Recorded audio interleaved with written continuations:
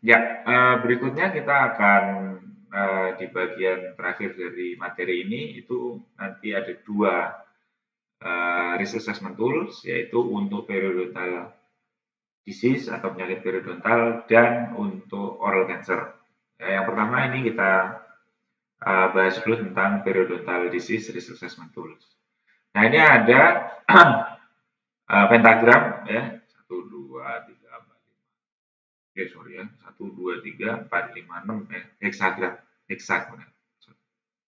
Nah, ini adalah periodontal risk assessment tools di mana masing-masing sumbu itu melambangkan ada BOP, PD, tooth loss, PL per age, systemic atau genetic factors, sama environmental factors. Nah, masing-masing ini kemudian ada skor yang ada di sumbunya ini, kemudian kita nanti akan memeriksa pasien itu masuk ke dalam kategori yang mana. Nah, yang pertama, sumbu yang pertama yang vertikal ini BOP ya, percentage of sites with bleeding or probing. Jadi dari pemeriksaan kita pada pasien itu kita menemukan berapa persen lokasi yang mengalami perdarahan akibat probing atau bleeding on probing. Jadi kalau dalam pemeriksaan itu ada yang paling detail itu dalam satu gigi diperiksa di 6 titik, mesiobukal, bukal, distobukal, distolingual, lingual, mesiolingual untuk diprobe. Nah, kalau kita punya 20 gigi ya berarti ada 20 kali 6 titik itu total ada 120 titik. Nah, dari 120 titik itu berapa titik yang kita jumpai pada waktu probing itu kemudian bleeding. Ya. Nah, itu jadi berapa titik yang bleeding dibagi total titik yang diperiksa kali 100% itu kita dapat persentase BOP. Nah, di sini ada 4, 9, 16, 25, 36 dan lebih dari 36. Tergantung berapa kita temunya, maka kemudian kita tetapkan titiknya di yang mana. Individuals with low mean BOP percentage or less than 10% of the surface may be regarded as patient with low risk for recurrent disease. Jadi kalau dia nggak punya BOP atau bleeding on probing atau kurang dari 10% BOP-nya, maka itu low risk untuk terjadinya kekambuhan. Sedangkan apabila lebih dari 25%, maka you should be considered at high risk for periodontal breakdown atau kerusakan jaringan periodontal. Ini BOP persentase ya, jadi berapa persen BOP dibagi total total sites yang diperiksa. Kemudian sumbu yang kedua ini pocket depth lebih dari 5 mm, lebih dari sama dengan mm. Nah, di sini adalah prevalence of residual pockets atau number ya. Number of residual pockets with probing depth of equals to or more than 5 mm. Jadi berapa site yang mengalami atau mempunyai pocket depth lebih dari 5 mm. Ya, jadi tidak persentase tapi berapa pocket yang ditemukan. Ini ada 2, 4, 6, 8, 9. Ya, tergantung. Di sini disebutkan individuals with up to 4 residual pockets may be regarded as patient with relatively low risk. Jadi di sini ini ada 4 ya. Dalam sini ini low risk, di sini moderate risk, di atas 8 itu high risk. Jadi ini garis-garis tebal ini membatasi antara low, moderate, sama high. Ya, 8 lebih. Kemudian yang berikutnya adalah loss of teeth. Berapa gigi yang hilang. Nah, the number of teeth lost from the dentition without third molars atau 28 gigi 8 tidak dihitung. Ya, jadi kalau nggak ada gigi 8 ya nggak usah dihitung, itu ada kehilangan gigi. Tapi yang dihitung totalnya jadi jumlah giginya hanya 28, tidak sampai 32. Jadi kalau semua giginya hilang, totalnya itu kehilangan giginya 28, bukan 32, karena M tidak dihitung.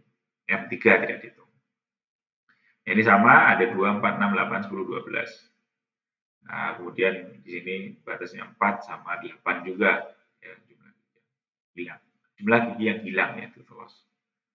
Kemudian berikutnya ini yang agak rumit yaitu bone loss per age atau kehilangan tulang alveolar dibagi umur atau usia pasien tersebut. Jadi caranya adalah kita melihat berdasarkan ronsen foto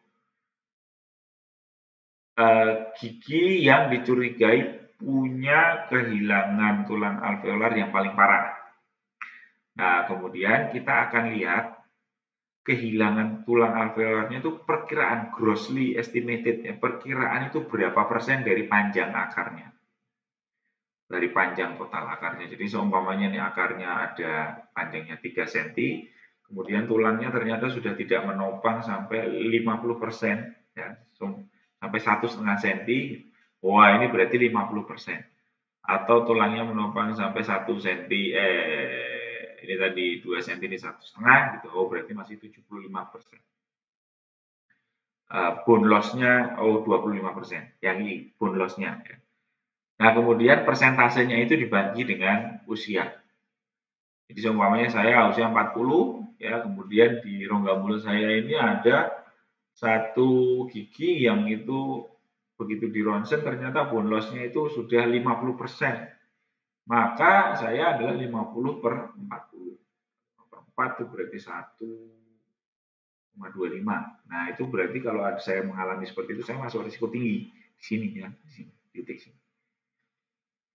Nah, ini batasnya 0,25 sama 1. Nah, itu apa namanya bone loss per age. Kemudian atau sistemik atau genetic condition. Kemudian sistemik if not considered as a fifth risk factor. Jadi di sini pokoknya ada atau tidak ada. Begitu ada langsung high risk. Systemic condition yang terkait dengan periodontal disease apa ya tadi sudah kita bicara, bisa ada diabetes mellitus, ada cardiovascular disease dan lain sebagainya. Ya, kalau ada. Dan yang terakhir, sumbu yang terakhir itu adalah environmental, ini adalah cigarette smoking. Jadi di sini kita bisa lihat ada titik-titik itu NS, FS lebih dari 10, lebih dari 20. Ya. Apa itu NS? NS adalah non-smoker. Kemudian FS adalah former smoker. Former smoker itu adalah yang more than 5 years since cessation. Jadi sudah berhenti selama 5 tahun atau lebih. Have relatively low risk. Ya, jadi di sini non-smoker sama former smoker ini low risk.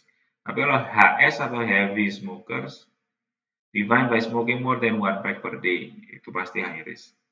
Occasional smokers atau OS itu kurang dari 10 batang rokok per hari, itu moderate smokers.